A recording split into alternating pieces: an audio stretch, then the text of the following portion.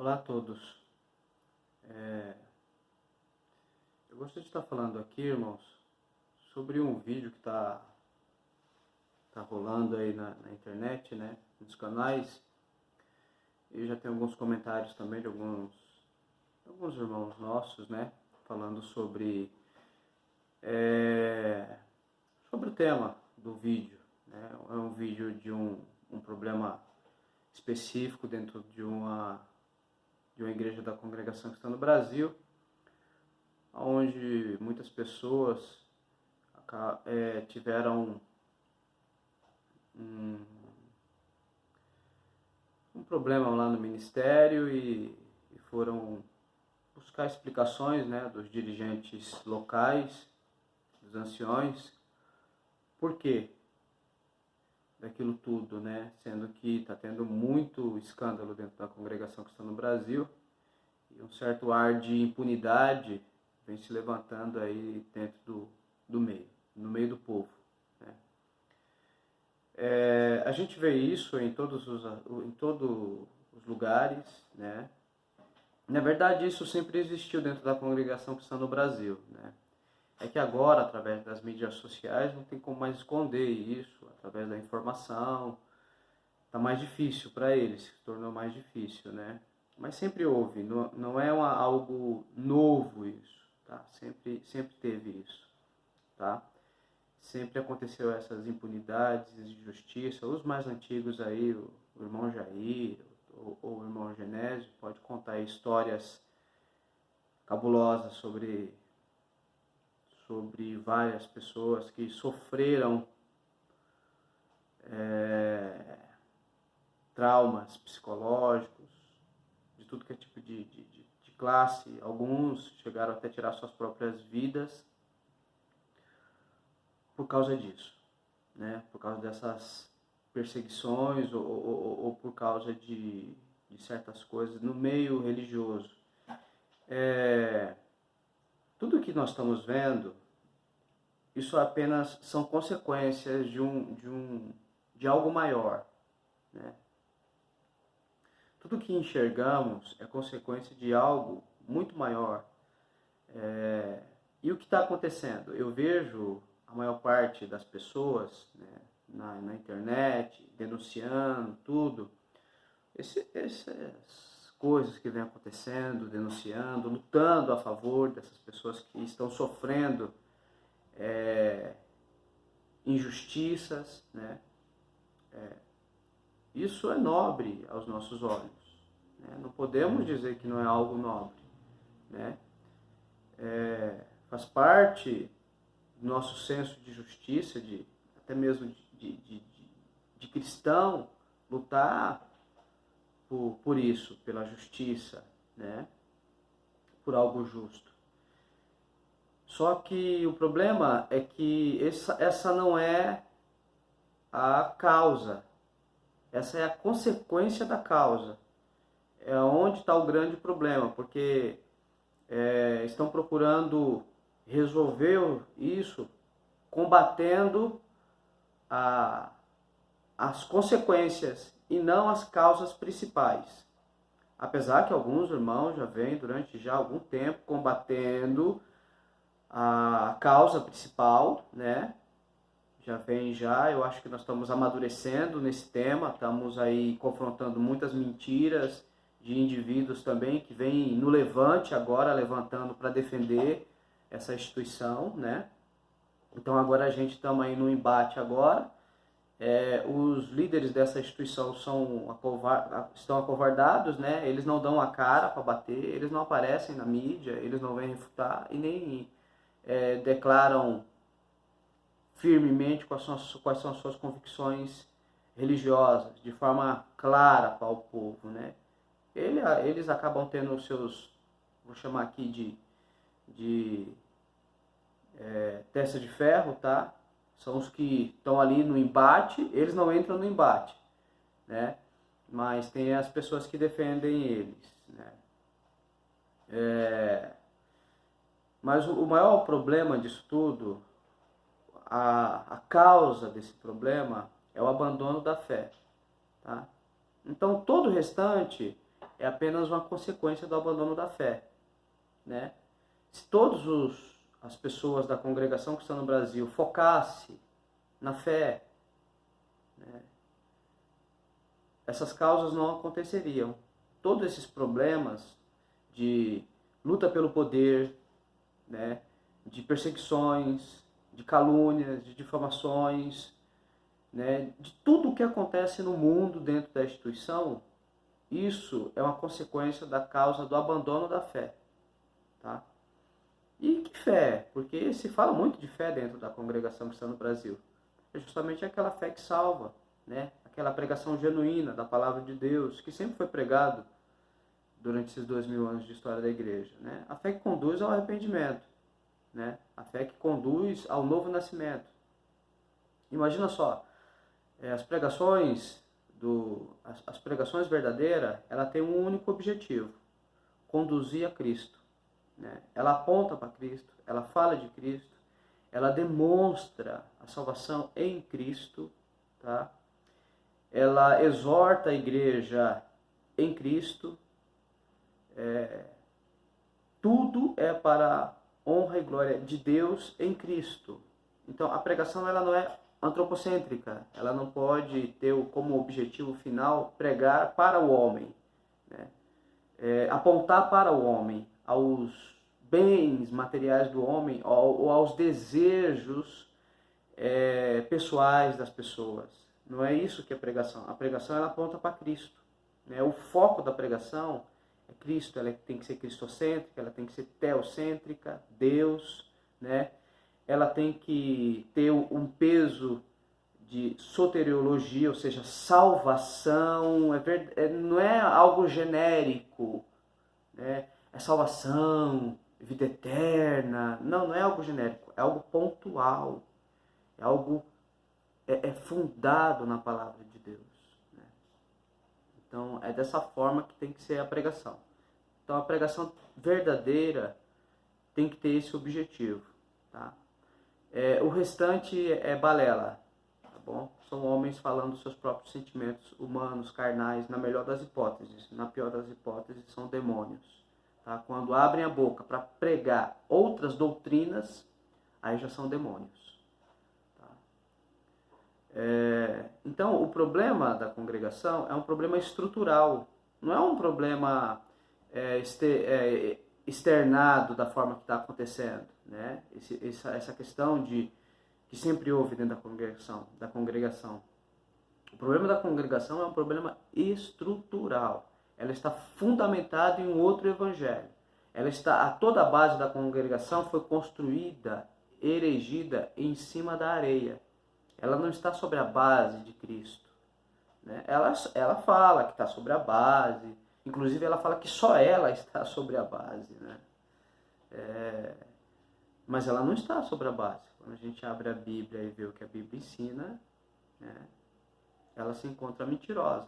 Todos os ensinos da congregação cristã do Brasil, os principais ensinos da doutrina cristã, foram abandonados pela congregação cristã do Brasil. Você pode questionar, né? O problema do pessoal da congregação também é que eles não procuram se a fonte de autoridade deles é o coração deles, né? São os seus corações. Então, como eles não têm a fonte de autoridade, a bíblica, como única fonte de autoridade, então é o que os seus sentimentos falam, né? Eles confiam nos seus sentimentos de homem caído, né? De um homem caído em um ser pecaminoso. Né? O coração do homem é enganoso, mas tem pessoas que confiam nos seus sentimentos e por isso estão sendo enganados. Então, assim, o problema da congregação é um problema estrutural. É um problema do abandono da fé. Né? Uma vez que foi abandonado a fé e que não se prega o verdadeiro evangelho, você tem vários problemas por causa disso. O primeiro problema é que a igreja não está fundamentada nas verdades bíblicas, né? Senão ela não negaria a Bíblia como palavra de Deus, ela não estaria agora adotando a crença sabeliana, unicista, né? Negando as pessoas distintas da Trindade. Já existe pessoas aí já refutando o primeiro ponto de doutrina, querendo afirmar que a Bíblia só contém a palavra de Deus. Já tem aí vários indivíduos defendendo essa heresia aí do liberalismo alemão, né? A outra, sabeliana, daqui uns dias vai aparecer alguém defendendo. Estou só aguardando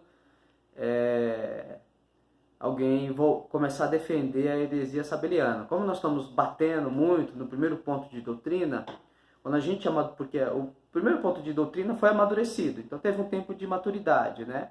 Se a gente for olhar aí o tempo que o inário foi mudado, já tem vários anos, mas amadureceu agora o tema, né? Então o tema ficou maduro agora, então nós estamos aí e já surgiram já os hereges de plantão para defender aí a mudança do primeiro ponto de doutrina.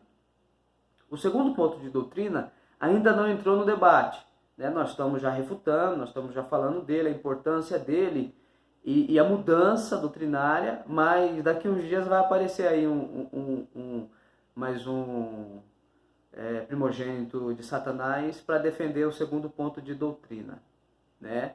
Que foi mudado também. Então, assim, está sendo externado aquilo que a congregação sempre foi, né? É isso que acontece, né? Infelizmente, eu peço desculpa às pessoas, mas isso são os frutos da árvore, pelos frutos os conhecereis. Então é o fruto dessa instituição, né? E agora ela está colhendo em grande quantidade, em grande escala, em grande uma grande porção, né? Tá vindo de porção dobrada, pronto. A porção é dobrada para vocês, tá bom? Porção dobrada pro Braz, porção dobrada para vocês, tá? Isso é justamente por causa do abandono da fé, né? Quando eu olho para a Congregação Cristã no Brasil e comparo ela com as outras instituições, né, que podemos classificar como seitas religiosas, o problema do nome seita é que ele é visto como algo pejorativo, né? E a seita, na verdade, não é uma palavra pejorativa, ainda que muitos usem a palavra seita como algo pejorativo. Mas a palavra seita, ela vai pegar ali no início ali tinha as seitas dos fariseus, né, ali no tempo de Jesus Cristo. Seita é partido. O significado da palavra seita é partido, tá? Então tinha aquele partido dos fariseus, né, que é conhecido como seita dos fariseus. Mas conforme foi caminhando a história, a seita pegou outro contexto dentro dos próprios apóstolos ali, né? Eram classificados esses sectários aqueles que não carregavam os fundamentos da fé apostólica, cujo qual a congregação diz que está bem fundamentado nos ensinos apostólicos, mas é fácil falar isso para um público leigo, né? É fácil você falar isso para pessoas que pensam que a letra mata e o espírito vivifica, né? Que pega essa passagem, deturpa ela, faz uma exegese errada para justificar a sua preguiça de ler a Bíblia e estudá-la, né? E compreender os caminhos de Deus de forma mais pontual, tá? Então é fácil você pegar um público desse e você dizer que você está bem fundamentado na Bíblia, que o seu grupo é o grupo verdadeiro, que o seu grupo é o grupo sério, que o seu grupo é o único santo. É fácil, né? O difícil é quando você é confrontado pela Bíblia, principalmente pela Bíblia, né? E aqueles, né? Pelas aquelas pessoas que conhecem da Bíblia. Aí já fica difícil. E aí por isso que precisa isolar o povo do mundo cristão. Porque se não isolar o povo do mundo cristão, não tem como eles se passarem por verdadeiros, né? Não dá. Está se tornando difícil. Por quê? Porque o povo agora tem acesso ao Hernandes Dias Lopes, ao Augusto Nicodemos, ao Paulo Júnior, ao Marco Graconato, ao Paul Walsh, ao John Piper e tantos outros pregadores aí, americanos e brasileiros, que pregam o verdadeiro evangelho, né? Tem vários pregadores aí que estão pregando o verdadeiro evangelho, tanto de linha arminiana como de linha calvinista, tá? Então, assim, só que aí o que acontece? Tá ficando cada vez mais difícil, né? Só que o que eu vejo é que existe um grupo de pessoas que estão querendo esconder a nudez dessa, nós podemos chamar do ponto de vista espiritual de meretriz, né? Porque se prostitui com falsas doutrinas. E a Bíblia chama de meretriz igrejas que se prostituem com falsas doutrinas. Então, se eu fosse fazer criar aqui uma metáfora ou fazer uma analogia, eu poderia dizer que tem uma prostituta, né, com a microsaia, e tem um monte de gente dizendo que ela não é uma prostituta, ela é uma virgem, e querendo abaixar a saia dela, que não dá, né? Estão querendo esconder a nudez dessa meretriz, né? Mas tanto a prostituta quanto a esses que estão querendo abaixar a nudez, esconder a nudez dessa meretriz, ambos vão sofrer grandes decepções. Porque tanto um quanto o outro serão expostos os seus desvários, tanto de um quanto do outro. Tá? A questão é que no meio desse combate existe almas, pessoas, né, que serão alvejadas. E cabe a nós pregar o verdadeiro evangelho, né? O evangelho da Bíblia, o evangelho bíblico. Então a causa é estrutural. Isso que nós vemos aí são apenas consequências. Ela deve ser atacada, mas não só ela. A gente tem que focar mais agora na raiz do problema, né? Nós precisamos nos reunir, nos unir, né, em força na raiz do problema. Tá? E a raiz do problema é estrutural. Ah, eu estou querendo reformar a congregação? Não. Eu não estou querendo reformar a congregação.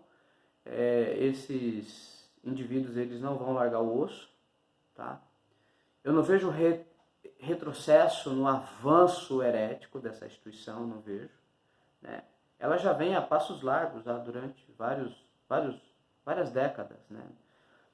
Eu vejo de forma até, vamos dizer assim, pensada tudo isso, né? Arquitetada, porque ela vai se apostatando aos poucos, né? Ela vai negando as verdades bíblicas aos poucos. E agora ela se declarou uma seita aberta agora, né? Com o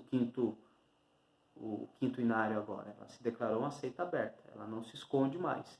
Eu não acredito que esses homens vão se arrepender dos seus atos. Até mesmo que para se arrepender dos atos é necessário conhecer o verdadeiro evangelho. E como eles não conheceram o verdadeiro evangelho, eles nunca nasceram de novo. E por isso que vocês estão brigando. Vocês estão brigando com homens que vocês chamam de irmãos, que nunca nasceram de novo, que não têm o Espírito de Cristo, são apenas religiosos, que têm cara de piedade, que são prosélitos, que creem que sua instituição irá salvar, tá? Que eles detêm a verdade, o monopólio da salvação, por isso que eles estão de acordo com o rebatismo, por isso que eles estão de acordo com todas as heresias. Aí você pode dizer para mim, não, mas nem todos os irmãos do ministério estão de acordo, mas são coniventes. E são coniventes por quê? Porque também não nasceram de novo.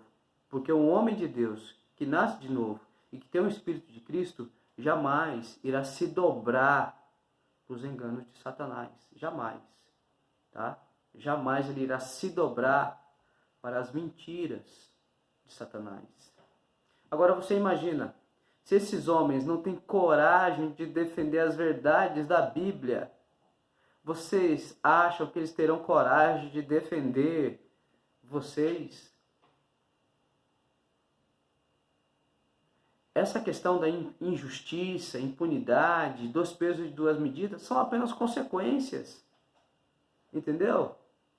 Vocês, a causa de vocês, por mais que aos olhos humanos sejam nobres, diante de Deus não serve para nada. Entendeu? Biblicamente não serve para nada. Todas as lutas e batalhas travadas dentro da igreja foi com relação às verdades de Deus. Que o diabo, que Satanás sempre procurou obscurecer, justamente para levar o povo à apostasia da fé, às heresias de perdição e conduzir as almas ao inferno. Então, os pastores nunca brigaram por essas causas seculares. E aí quando eu falo pastores, eu estou falando dos apóstolos, de todos ali da época, dos apóstolos e dos pais da igreja. A luta deles sempre foram contra os enganos de Satanás, que usavam homens para trazer novas revelações, novas doutrinas. Então, sempre foi voltado para isso. Tá? Sempre foi voltado para isso. Nunca voltado para algo material, físico. Não, isso são apenas consequências. Entendeu? Então, a luta de vocês, com todo respeito, ela é nobre para nós, seres humanos, mas diante de Deus não serve para nada. Tá bom? Para nada. A luta de Deus é sobre suas verdades. O verdadeiro cristão, a luta lá de Judas, que diz batalhar pela fé que uma vez foi dada aos santos, está contido lá no segundo ponto de doutrina de vocês. Negarão o Senhor Jesus Cristo. Eu vou ler aqui para vocês, tá bom? Deixa eu pegar aqui. Então vamos ver qual é a nossa verdadeira luta, tá? Então vamos lá. Aqui. Amados, procurando eu escrever-vos com toda diligência acerca da salvação comum, tive por necessidade escrever-vos, exortar-vos a batalhar pela fé que uma vez foi dada aos santos. A fé que salva. Isso aqui, a batalha é pela fé que salva. Qual era o ponto fundamental aqui, principal dessa carta de Judas? O que estava acontecendo que o apóstolo Judas escreveu essa carta aqui? O que estava acontecendo na igreja? Ele vai dizer aqui embaixo. Porque se introduziram alguns que antes já estavam escritos para este mesmo juízo. Ou seja, já estava escrito sobre eles. Homens ímpios que convertem dissolução à graça de Deus. A salvação por graça, não a instituição. Dissolução à graça de Deus não é a instituição que está lá a baderna deles, lá a orgia deles. Não é isso. E negam a Deus, único dominador, e Senhor nosso, Jesus Cristo. Aqui ele faz uma confissão, diz que Jesus é o Cristo, que Jesus Cristo é Deus. Ele era o irmão carnal do Senhor Jesus. Ele reconhecia Jesus como Deus. Tá? E nega ele. E o segundo ponto de doutrina de vocês, negam as pessoas distintas da Trindade. Tá? Isso é uma heresia conhecida como sabeliana, hoje é conhecida como unicista. Digita aí no Google aí, igrejas unicistas, vai aparecer um monte de igreja unicista. Vocês agora se tornaram unicistas. Então, era para vocês estar batalhando por isso. Tá? Se vocês querem pegar na raiz do problema, essa é a raiz do problema. Tá? A raiz do problema é essa. Então, vocês estão batalhando aqui, batalhando dali, batalhando de cá. Vocês vão ficar nessa batalha aí e vai todo mundo, infelizmente, corre o risco aqui de se perder. Se eu for pegar aqui a Bíblia aqui e demonstrar, né, biblicamente, ainda que já teve um aí que não pode falar de inferno, mas é o que a Bíblia fala. Tá bom? Então fica aí o recado. Foquem naquilo que realmente é nobre diante dos olhos de Deus. A luta pela fé. Deus abençoe a todos.